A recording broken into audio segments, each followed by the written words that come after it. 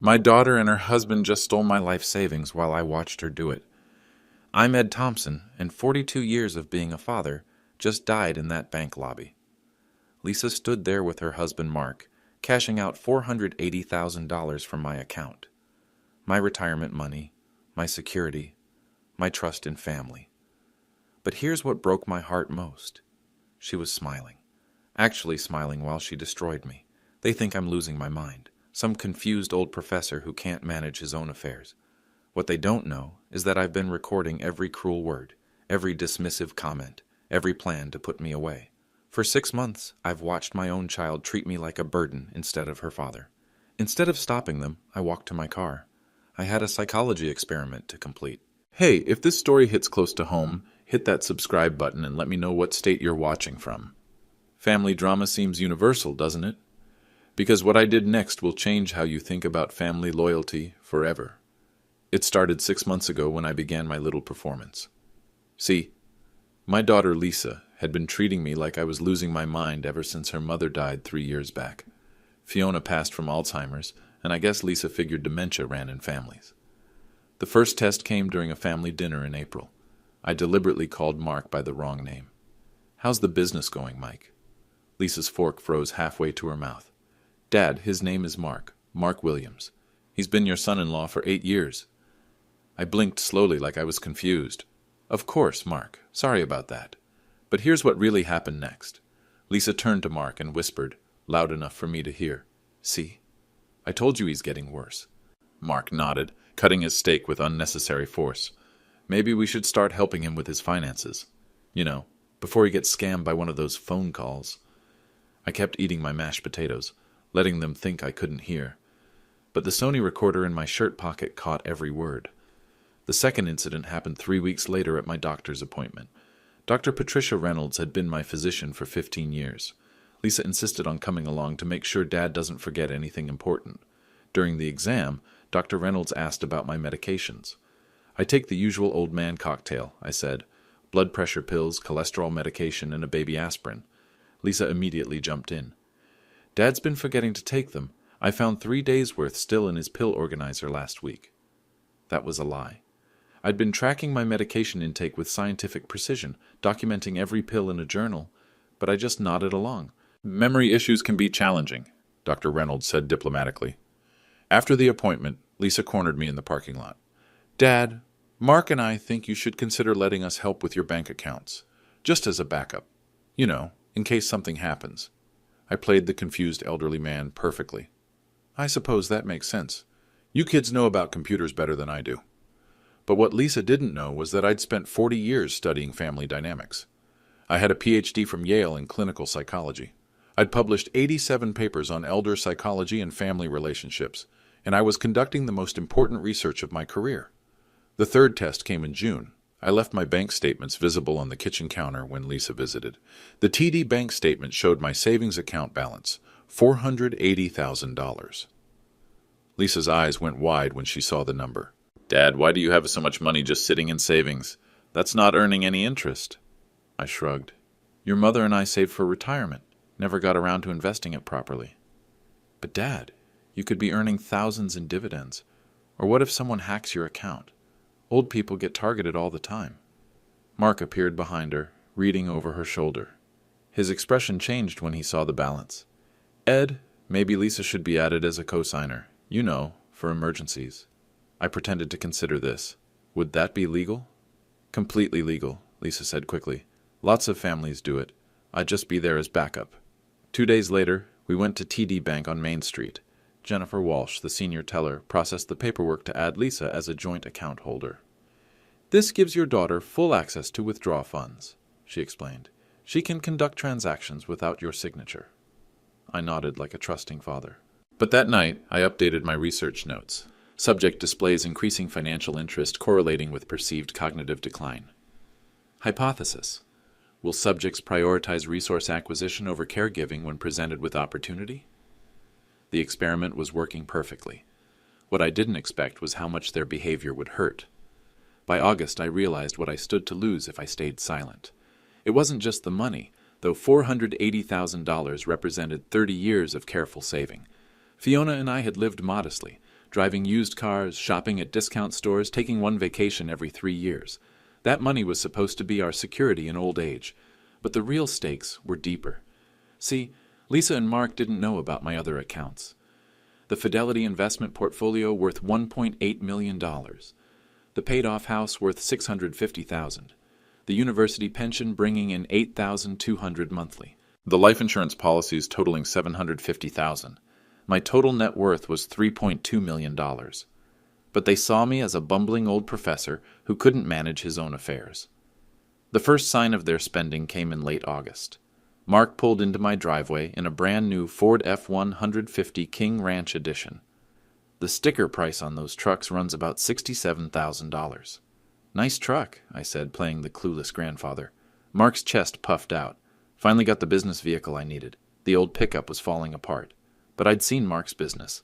Williams HVAC barely had 3 employees. A $67,000 truck was pure status symbol. Lisa started showing up in new clothes, designer handbags, professional manicures every 2 weeks. When I commented on her appearance, she deflected. "Mark's business is doing better. We can finally afford some nice things." The second red flag was their family vacation to Europe in September. Lisa posted photos on Facebook. First-class flights, 5-star hotels in Paris and Rome, shopping sprees on the Champs-Élysées. A 2-week European vacation for a family of 4 runs at least $50,000 when you're flying first class. But the breaking point came in October, when I overheard a phone conversation. Lisa thought I was napping in my recliner. She was in the kitchen talking to someone about real estate. "The beach condo in Hampton is perfect. Yes, we can put down $150,000. Mark's business is expanding rapidly." A beach condo. They were buying investment property with my money. I kept my eyes closed, but my hand moved to the recorder in my pocket. "Dad won't need all that cash anyway," Lisa continued. "If he goes into memory care, Medicaid will cover most expenses. This way, we're protecting the family's assets." That's when I understood the full scope of their plan. They weren't just taking money for immediate needs. They were systematically transferring my wealth to protect it from potential nursing home costs. In their minds, I was already gone, just a shell of a man waiting for institutional care. The legal implications were staggering. In New Hampshire, elder financial abuse is a felony.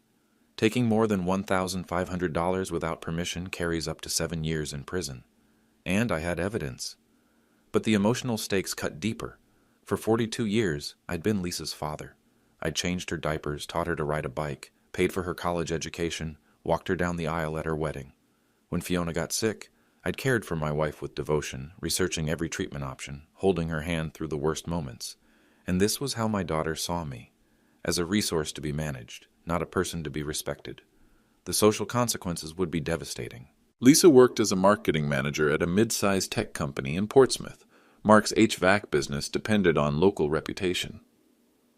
Word travels fast in small New Hampshire towns, but I had advantages they didn't know about. My 40-year career studying family psychology had given me insights into human behavior. I understood manipulation tactics, cognitive biases, and decision-making patterns under stress.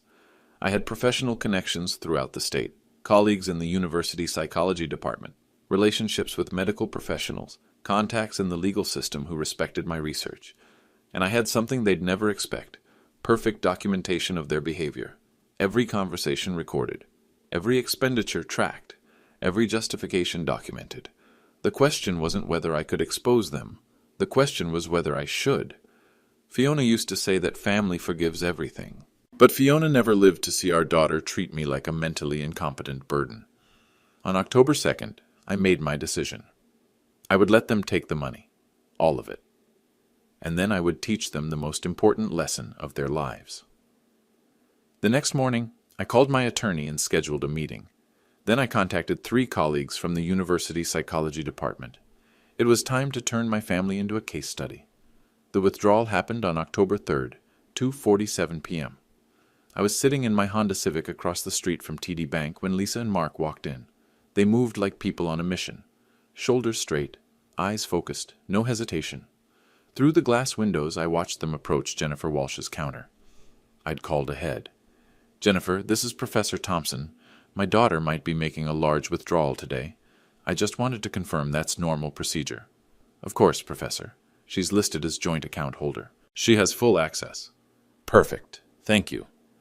What Jennifer didn't know was that I'd positioned myself to observe the entire transaction. Lisa slid the withdrawal slip across the marble counter. Even from my car, I could see her hands shaking slightly. Mark stood behind her, checking his phone, glancing at the security cameras. The conversation inside lasted exactly 12 minutes. I know because I timed it. When they emerged, Lisa was clutching a cashier's check. Mark had his arm around her shoulders, like they'd just accomplished something important. They drove straight to Seacoast Bank and deposited the check into their joint account. I followed at a distance. That evening, they came to my house for our weekly dinner, a tradition Fiona had started years ago, family dinner every Wednesday night. "How was your day, Dad?" Lisa asked, serving meatloaf from the kitchen. "Quiet," I said. "Watched some television, read a bit." Mark cut his food with aggressive precision. "Any plans for the weekend?" "Might visit the university library. Research for an article I'm writing." Lisa's fork paused. "Dad, you're retired. You don't need to write articles anymore." "Research keeps my mind sharp." "About that," Mark said, exchanging glances with Lisa. "We've been thinking. Maybe it's time you considered simplifying things." I looked up from my meatloaf. "Simplifying?" "Your finances," Lisa said carefully. "All those different accounts and investments. It must be confusing to track everything." "I manage fine." "But what if something happens to you?" Mark pressed. "What if you have a medical emergency? Someone needs to be able to access your accounts quickly." This was the moment I'd been waiting for. "What kind of emergency?" Lisa leaned forward. "Dad, we're worried about you. You've been forgetting things, repeating yourself. Last week you called Mark Mike 3 times. Did I?" "Yes. And you left the stove on Tuesday morning." "I found it when I came to check on you." Another lie. I'd been documenting my daily activities with scientific precision. The stove had never been left on. Mark nodded supportively.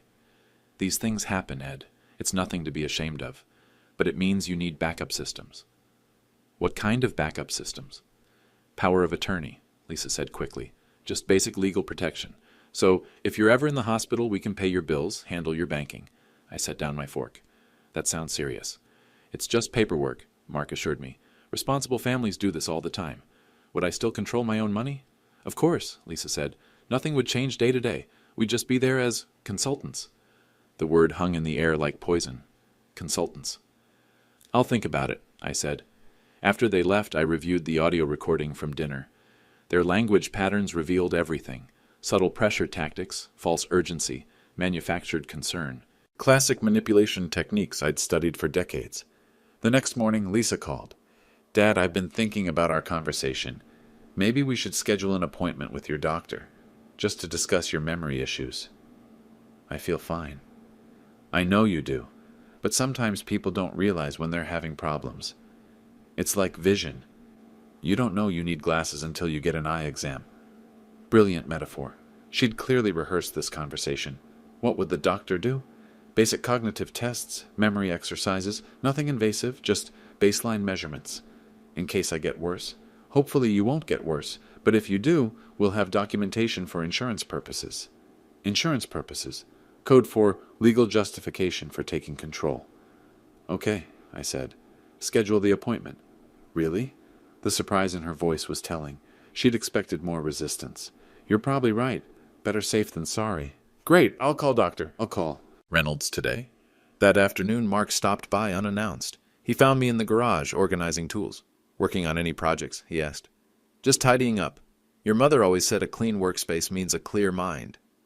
Mark picked up a screwdriver, examined it like he'd never seen one before. "Ed, can I ask you something personal?" "Sure. How much money do you really have?" Direct approach. Interesting tactical shift. "Enough to be comfortable." "I mean, specifically. Lisa's worried you might be vulnerable to scams. Those investment companies target elderly people with promises of high returns. I only use reputable firms." "Which firms?" I paused, hammer in hand. "Why do you ask?" "Because Lisa and I want to help. We could research your investment advisors, make sure they're legitimate. Sometimes families get taken advantage of." "Have I been taken advantage of?" Mark's face flushed. "I don't know. That's what we're trying to figure out." "I appreciate your concern. So you'll share your financial information? I'll consider it." Mark left frustrated. I could see it in his shoulders, the way he slammed my front door. That night, I transcribed both conversations. The pressure was escalating exactly as I'd predicted. They were moving from gentle suggestion to direct interrogation. Tomorrow would bring the next phase. And I was ready. The signs of my hidden capabilities started showing up in small ways they didn't notice. On Thursday morning, my phone rang during breakfast. Lisa was visiting, helping me organize my pill organizer, another invented responsibility she'd assigned herself. Professor Thompson? The voice was crisp, professional. This is Dr. Janet Foster from the University Ethics Board. We need to discuss your research proposal. I walked to the living room, leaving Lisa in the kitchen. She could hear every word. Janet, thanks for calling back. Yes, the family dynamics study is progressing well. We'll need IRB approval for the final phase. The intervention methodology you outlined is innovative. Controlled observation with voluntary subjects? Exactly. The subjects have provided implicit consent through their behavior patterns. When do you plan to present findings? Mid-December. I'll have 6 months of data by then. Excellent. The department is looking forward to your presentation. When I hung up, Lisa was standing in the doorway, pill bottle forgotten in her hand. Dad, what was that about? University business, boring stuff. But you're retired. Emeritus faculty still contribute to research. Dr. Foster oversees ethical standards for psychology studies. Lisa's expression shifted. For the first time in months, she looked at me like I might be more than a confused old man. What kind of study? Family dynamics under stress. How adult children respond when elderly parents show signs of cognitive decline. The irony was lost on her. That afternoon, another call came while Mark was helping me reorganize my desk drawers. Ed, this is Patricia Reynolds. I wanted to follow up on Lisa's request for cognitive testing. Mark stopped rifling through my papers. Of course, Patricia. When did you want to schedule the assessment? Actually, I'm calling because I reviewed your file. Your cognitive function scores from your annual physical in June were perfect. I'm not sure why Lisa thinks there's a problem. Sometimes family members notice things doctors miss. True. But Ed, your scores were 99th percentile for your age group, better than most people half your age. Mark was listening intently now, pretending to organize my desk supplies. I appreciate your thoroughness, Patricia. Why don't we do the testing anyway, for baseline documentation? Of course. But I wanted you to know, from a medical perspective, you're remarkably sharp. After I hung up, Mark resumed his fake organizing with less enthusiasm. Good news about your health, he said. I suppose, though Lisa seems convinced I'm losing my mind. She's just protective. The third call came Friday evening. I was reading in my study when the phone rang. Through the window, I could see Lisa's car in the driveway. She was early for dinner. Professor Thompson, this is Sarah Mitchell from Peterson & Associates. You requested a consultation about estate planning? Yes, Sarah. I'm updating my will and trust documents. Excellent. I've reviewed your asset portfolio. Quite impressive. $3.2 million in total value. Lisa had just walked through my front door. She froze when she heard the number. The trust structure you're proposing is sophisticated, Sarah continued. Charitable foundations, educational endowments, specific family provisions. Are you sure about the conditional inheritance clauses? Absolutely. If certain family members demonstrate financial irresponsibility, their inheritance should be redirected to more worthy causes. Understood. When did you want to finalize these documents? Mid-December, after I complete some family research. When I hung up, Lisa was standing in my study doorway, face pale. Dad, was that about your will? Estate planning. Your mother always said I should be more organized about these things. $3.2 million? I looked up from my book. Did I mention a number? The lawyer said $3.2 million. Oh, that. Yes, your mother and I were more successful than we let on. We lived modestly, but we invested wisely. Lisa sank into the chair across from my desk. I had no idea. We never wanted you kids to feel entitled. Better to earn your own way. But Dad, that's a fortune. It's comfortable. Though I'm considering leaving most of it to charity. Her face went white. Charity? The university psychology department could use endowment funding, and there's a wonderful organization that supports Alzheimer's research. What about family? I closed my book, marking the page carefully. Family inheritance should go to family members who demonstrate wisdom and responsibility. Don't you think? Lisa nodded weakly. Of course, if I develop serious cognitive problems, I might not be competent to make those decisions. Someone would need to manage my affairs. Right, she said quietly. That night, I added notes to my research journal. Subject shows increased anxiety when presented with information about experimental parameters. Knowledge of total asset value creates cognitive dissonance with theft justification narrative.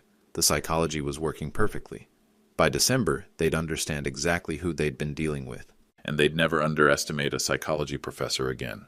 The public humiliation came during Thanksgiving dinner at my house. Lisa had invited the extended family, her Aunt Carol, Uncle Robert, cousins David and Susan with their spouses, and the grandchildren. 14 people total, all gathered in my dining room around Fiona's mahogany table. I'd been playing the confused grandfather all afternoon, forgetting names, repeating stories, asking the same questions twice. The performance was Academy Award level.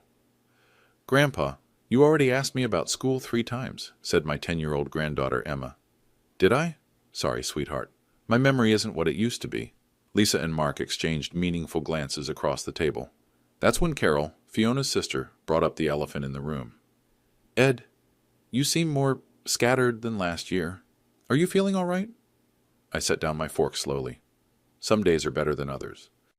Maybe it's time to consider some help, Robert suggested. My father-in-law moved to assisted living last year. Really took the pressure off the family. Mark leaned forward. That's actually something Lisa and I have been discussing. I blinked slowly, playing confused. Discussing what? Your living situation, Dad, Lisa said gently. Whether this big house is too much for you to manage. 14 pairs of eyes focused on me. The grandchildren stopped eating, sensing adult drama. I manage fine. But do you? Lisa's voice carried that patient tone people use with small children. You left the stove on last week. You've been forgetting appointments. Have I? Mark nodded supportively. Yesterday you called me Mike again, and you asked Lisa the same question 4 times during one phone call. I looked around the table at my family. Every face showed pity mixed with concern. I don't remember that. That's exactly the problem, Carol said kindly. When memory goes, people don't realize it's happening. Susan, my nephew's wife, spoke up. My grandmother went through this. The family waited too long to intervene. She nearly burned down her apartment. Dad's not that bad, Lisa said quickly. Then she paused. Yet. The word hung over the dinner table like a sword. What are you suggesting? I asked. Lisa reached across to pat my hand. Just options. Places where you'd have support, social activities, meal preparation, medical supervision. You want to put me in a nursing home. Not a nursing home, Mark corrected. Memory care facilities are different now, more like luxury apartments with staff support. Robert nodded approvingly. Tom's place has a golf course, indoor pool, activities every day. And the cost? I asked. The table went quiet. Dad, don't worry about money, Lisa said. We'll figure it out. That's when David, my nephew, asked the question that changed everything. Uncle Ed, if you don't mind me asking, what kind of resources are we talking about, for planning purposes? I looked around the table at my assembled family. 14 people hanging on my answer. I'm comfortable, I said simply. But specifically, David pressed, because memory care can run $8,000 to $12,000 monthly. If you need long-term care, Mark interrupted. Ed's more than comfortable. He's well-positioned financially. How well-positioned? Carol asked. The room fell silent except for the grandfather clock ticking in the corner. Lisa shot Mark a warning look, but he was already committed. Let's just say Uncle Ed won't need to worry about care costs. That's good to hear, Robert said. Because once someone needs memory care, they usually don't recover. It's a one-way financial commitment. Susan nodded. Grandma's care cost us everything. The house, the savings, everything went to the facility. I played my role perfectly. Everything? Don't worry, Dad, Lisa said quickly. We've been researching options. There are ways to protect assets, legal strategies. What kind of strategies? Mark cleared his throat. Well, if someone transfers assets before they need care, Medicaid has a 5-year look-back period. But if it's done properly... You're talking about hiding money from the government? I asked. Not hiding, Lisa corrected. Preserving family wealth for the next generation. It's completely legal. Carol looked uncomfortable. Lisa, this seems premature. Ed's having some memory issues, but he's not incompetent. Yet, Mark repeated. But families need to plan ahead. That's when I dropped my first bomb. Actually, I've already been planning ahead. Every conversation stopped. What do you mean? Lisa asked. I've been working with an estate attorney, updating my will, trust documents, power of attorney arrangements. The color drained from Lisa's face. When?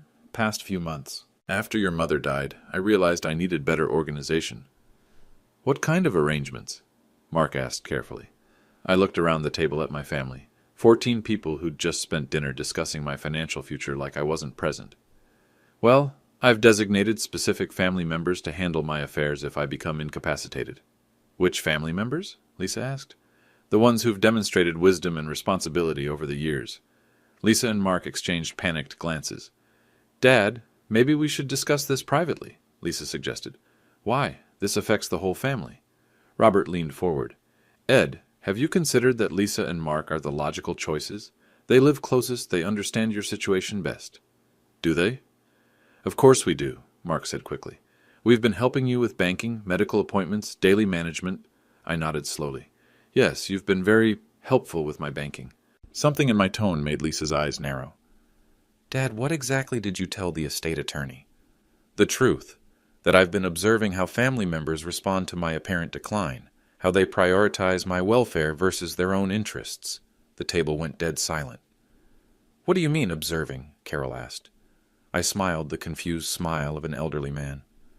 Oh, just noticing things. How people talk about me when they think I can't hear. How they make plans for my future without asking my opinion. Lisa's face was flushed now. Dad, we only want what's best for you. Do you? Of course. Then why did you withdraw $480,000 from my account without asking? The silence was deafening. Mark's fork clattered onto his plate. Lisa's mouth opened and closed like a fish. What? Carol gasped. Last month, October 3rd, 2:47 p.m., TD Bank on Main Street. Cashier's check for $480,000. 14 pairs of eyes turned to Lisa and Mark. Dad, Lisa whispered, you said it was okay, for emergencies. Did I? When exactly did I say that? Mark found his voice. Ed, you've been forgetting conversations. We discussed this multiple times. Interesting, I said mildly, because I don't remember authorizing the largest withdrawal in my banking history. The grandchildren were staring now, sensing something wrong but not understanding what.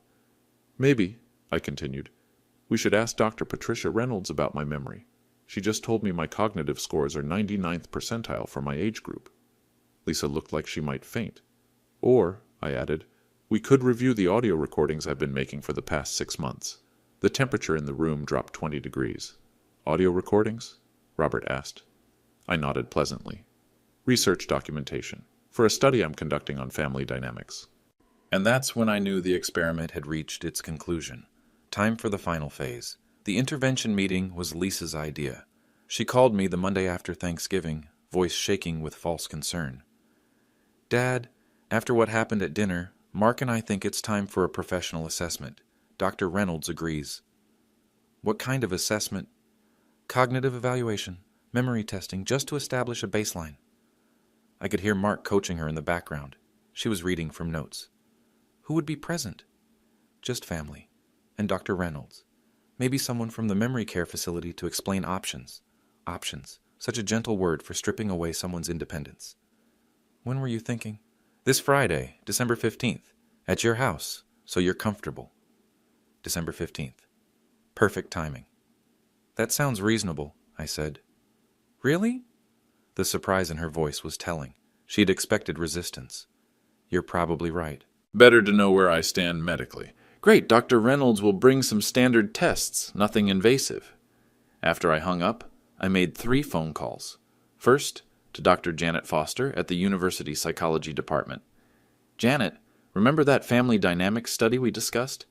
I need witness documentation for the final phase. The controlled intervention methodology? Exactly. Friday, December 15th, 3 p.m., my residence. Can you attend? Absolutely. This sounds like groundbreaking research. Bring your recording equipment and maybe Dr. Sarah Kim from the Ethics Board. Ed, how many subjects are involved? 2 primary subjects, 1 secondary, plus medical and legal observers. Fascinating. What's your hypothesis? That subjects will maintain their deception narrative even when confronted with evidence of misconduct. Second call went to attorney Sarah Mitchell. Sarah, I need legal witness documentation for that estate matter we discussed. The conditional inheritance clauses? Exactly. Friday afternoon, my home. Can you bring standard recording equipment? Of course. Should I prepare any specific documents? New power of attorney forms, and information about elder financial abuse statutes in New Hampshire. Ed, is this about your family situation? Let's just say the research phase is concluding. Third call was to Dr. Patricia Reynolds. Patricia, about Friday's assessment.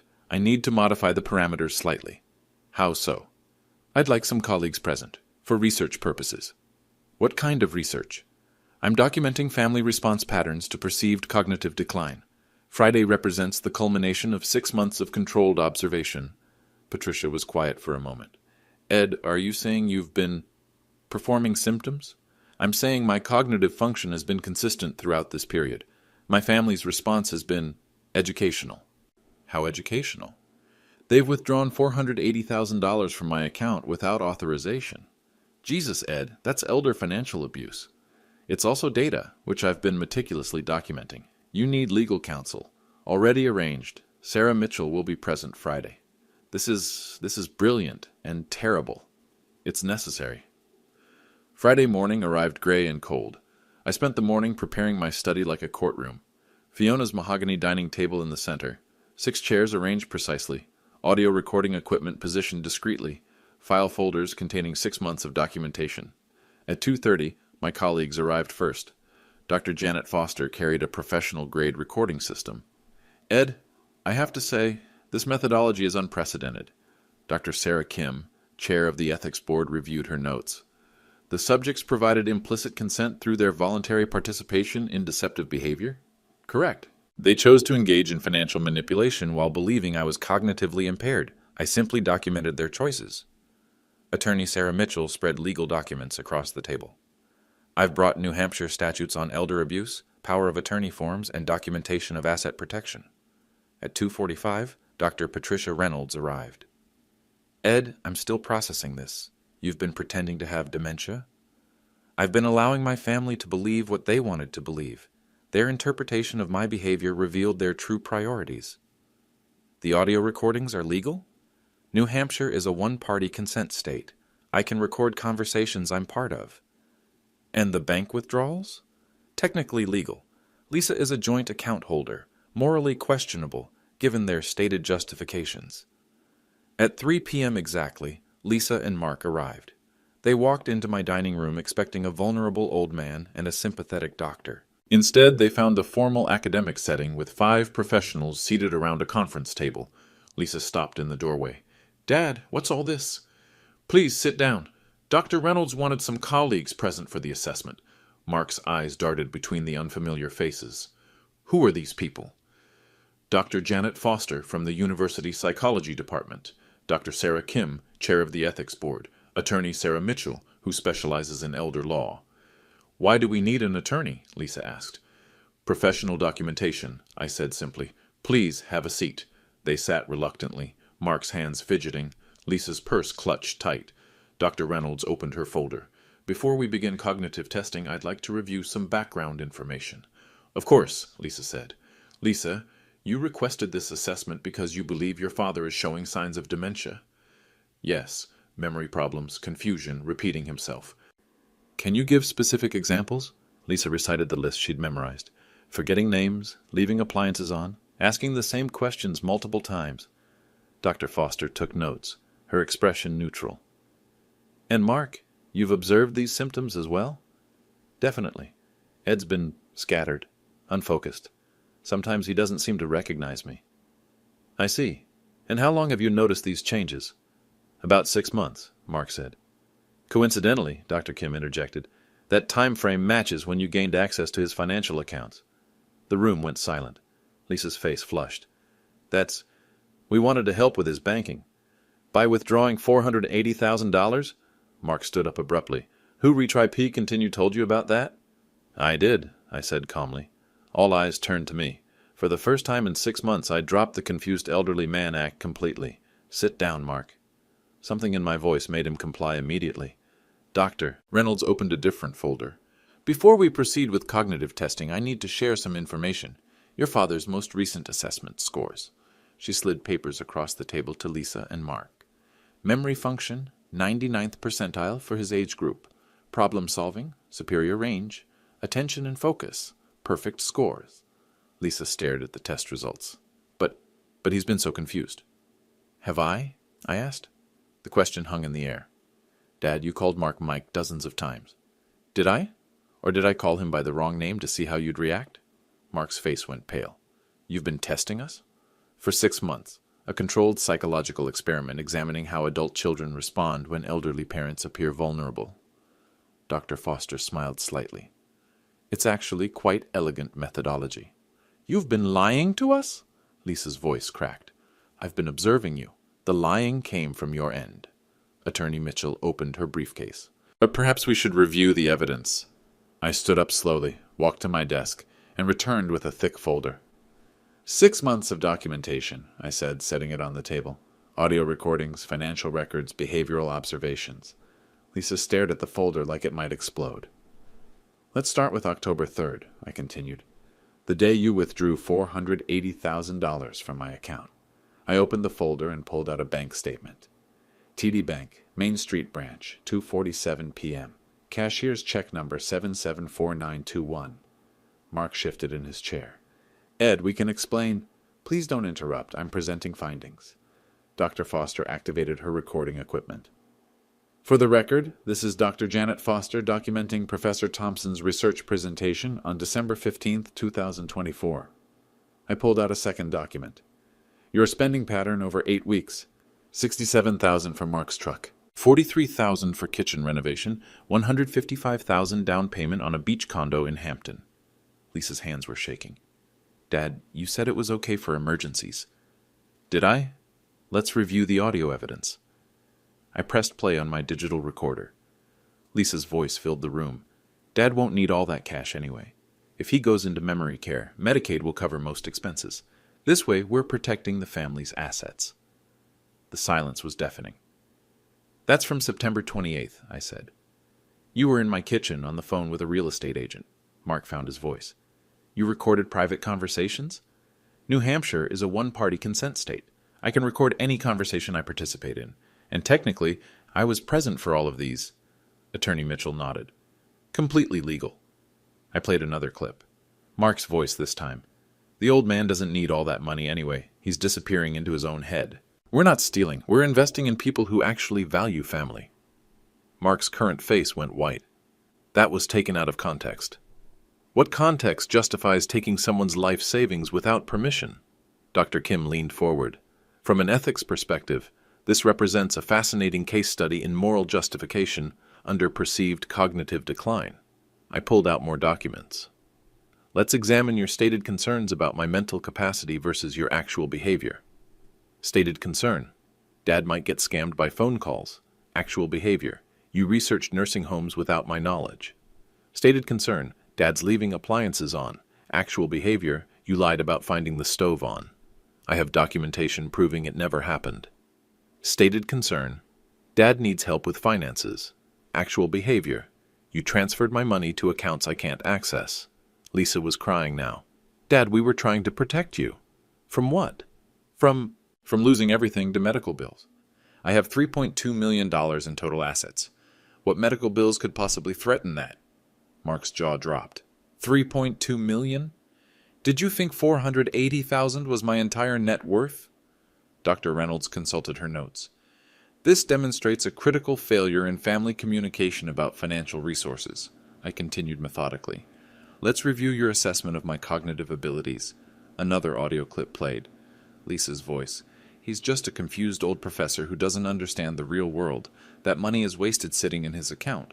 October 15th, I said. You were explaining to Mark why the theft was justified. It wasn't theft, Mark protested. Attorney Mitchell spoke up. In New Hampshire, taking more than $1,500 without explicit permission constitutes felony elder financial abuse. The penalty is up to 7 years in prison. The room went silent. However, she continued, since Lisa was technically a joint account holder, the legal situation is complex. I pulled out my final document. Which brings us to the real purpose of today's meeting. I slid papers across to Lisa and Mark. New power of attorney forms. What?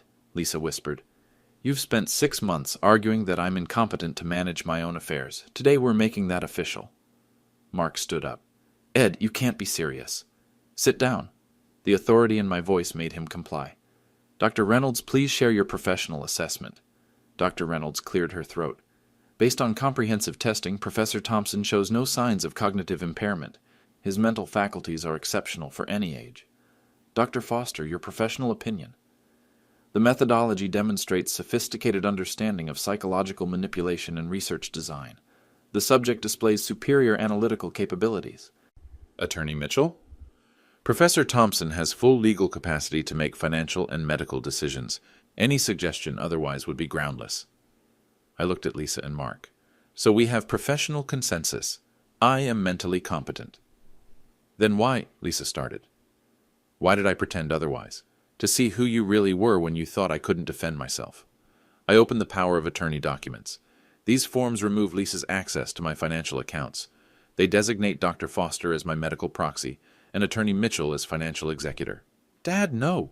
You demonstrated that when given access to my resources, you prioritize your own interests over my welfare. Why would I continue that arrangement? Mark leaned forward desperately. Ed, we made mistakes, but we're family. Are we? I played one final audio clip. Lisa's voice. I've been trying to matter to that man for 42 years. 42 years of being his research subject instead of his daughter. This money? It's not stealing, it's finally making our family matter more than his studies. Lisa buried her face in her hands. November 20th, I said quietly. You were justifying the theft to Mark. Dr. Kim took notes. The subject creates a narrative where financial exploitation becomes emotional justice. The irony, I continued, is that you've now actually become my research subjects. This entire interaction will be published in the Journal of Family Psychology. Lisa looked up, horrified. You can't publish this. All names will be changed, but the methodology and findings will contribute significantly to elder abuse research. I signed the power of attorney forms with deliberate strokes. Effective immediately, Lisa Thompson Brown is removed from all financial accounts. Mark Williams is banned from my property. Any attempt to contact me must go through Attorney Mitchell. Dad, please. The experiment is concluded. The findings are clear. You failed the most basic test of family loyalty. Dr. Foster gathered her equipment. This represents groundbreaking research in family psychology under stress conditions. Attorney Mitchell collected the signed documents. I'll file these with the appropriate courts Monday morning. I stood up. Lisa, Mark, please see yourselves out. They sat frozen. Now. They left without another word. I was alone with my colleagues and the devastating silence of a family destroyed by greed. But for the first time in 6 months, I felt like myself again. The consequences began immediately. By Monday morning, Attorney Mitchell had filed the power of attorney changes with Rockingham County Court. Lisa's joint account access was terminated. All automatic payments from my accounts to their expenses, car loans, credit cards, the beach condo mortgage, stopped instantly. The first call came Tuesday at 7 a.m. Dad, the mortgage payment bounced. Lisa's voice was panicked. The bank is threatening foreclosure proceedings. You'll need to contact Attorney Mitchell for any financial discussions. Dad, please, we can't afford the condo payments without... I hung up. Mark called Wednesday. Ed, my business account is overdrawn. The equipment loan payment was rejected. As I told Lisa, all communication goes through my attorney. But I'll lose the business. You should have considered that before stealing my life savings. Click. The social consequences spread through our small New Hampshire town like wildfire. Dr. Reynolds, bound by medical ethics, couldn't discuss specifics, but she made it clear to her colleagues that I was mentally sharp and had been systematically financially exploited by family members. Word travels fast in medical circles. By Thursday, 3 people at the grocery store asked if I was okay after that trouble with Lisa and Mark. Mrs. Henderson from next door brought over a casserole. Ed, I heard about the difficulties. If you need anything. Thank you, Eleanor. I'm managing fine. It's just, family should take care of each other, not the other way around. She didn't need to say more. The university community rallied around me. Dr. Foster's preliminary research findings had already generated interest from the psychology department. Ed, this could revolutionize how we understand elder abuse, she said during our Friday meeting. The methodology is unprecedented. What's the publication timeline? 6 months for peer review. But I think we should present at the American Psychological Association conference first. The professional vindication felt hollow compared to the family devastation. Lisa tried a different approach the following week. She showed up at my door with the grandchildren. Grandpa! 10-year-old Emma ran toward me. I hugged her but kept my eyes on Lisa. What are you doing? The kids wanted to see you. They don't understand why you won't talk to us. 8-year-old Tommy looked confused. Grandpa, why is Mommy crying all the time? My heart broke a little. Sometimes adults make mistakes, Tommy. Big mistakes that hurt people they love. Lisa's face crumpled. Dad, we're sorry. We'll pay back every penny. With what money? You spent it all. We'll sell the condo, return the truck, whatever it takes. I knelt down to hug the children. You two go play in the backyard. Grandpa needs to talk to your mother. When they were gone, I faced Lisa directly. $480,000 was just money. You stole something more valuable. What? Trust, respect, the belief that family means something beyond financial opportunity. Dad, I know we messed up, but cutting us off completely? The kids don't deserve this. She was right about the children, but that didn't change the fundamental betrayal. Lisa, for 6 months you treated me like a mentally incompetent burden. You researched nursing homes. You planned my future without consulting me. You celebrated spending my money on luxuries while discussing my decline at family dinner. We were scared. Of what? Of losing you. Of watching you disappear like Mom did. So you decided to take what you could before I died? Lisa had no answer. The financial reckoning was brutal. Without my money subsidizing their lifestyle, Lisa and Mark faced immediate crisis. The beach condo went into foreclosure. Mark's business struggled without the cash flow from my account. They had to sell their house and move into a rental apartment. Lisa's colleagues at work learned about the situation. Small companies gossip. Her professional reputation suffered. Mark's HVAC business lost 3 major contracts when word spread about the family trouble. In small towns, character matters, but the harshest consequence was isolation. Carol, Fiona's sister, stopped speaking to Lisa. I can't believe you did that to Ed.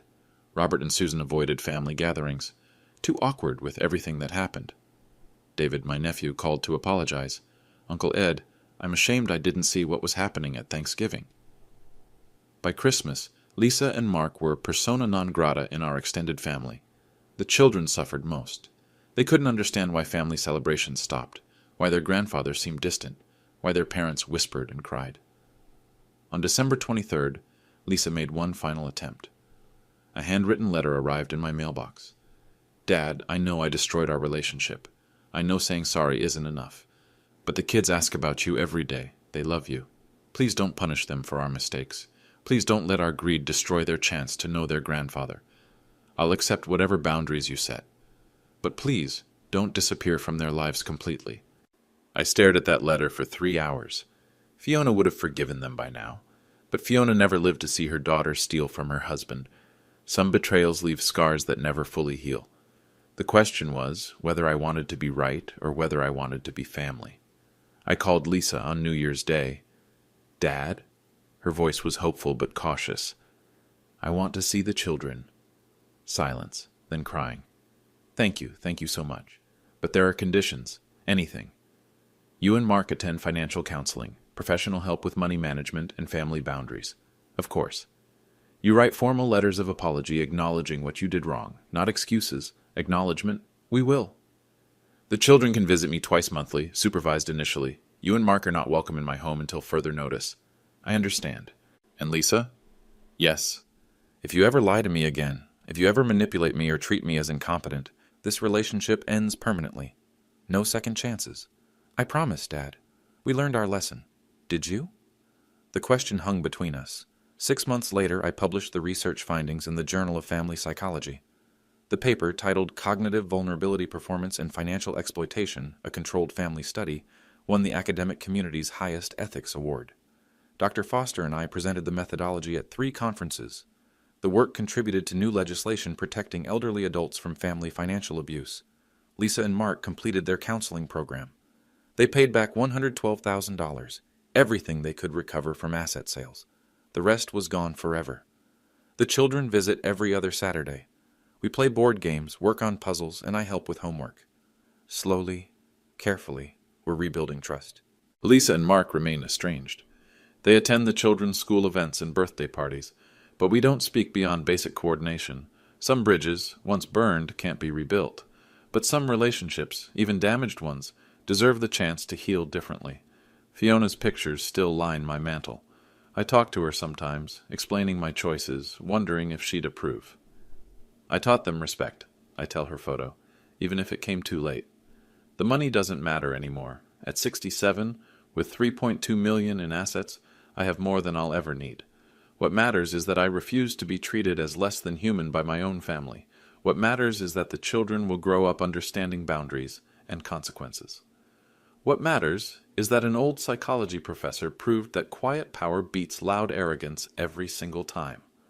If you're dealing with family members who don't respect your boundaries, remember this. You teach people how to treat you. And sometimes the most important lesson is the one that costs the most to learn. Thanks for listening to my story. Let me know in the comments where you're watching from, and whether you think I was too harsh or not harsh enough. Some relationships can be saved. Others need to be rebuilt from the ground up. And some need to end to preserve what dignity remains. The choice is always yours.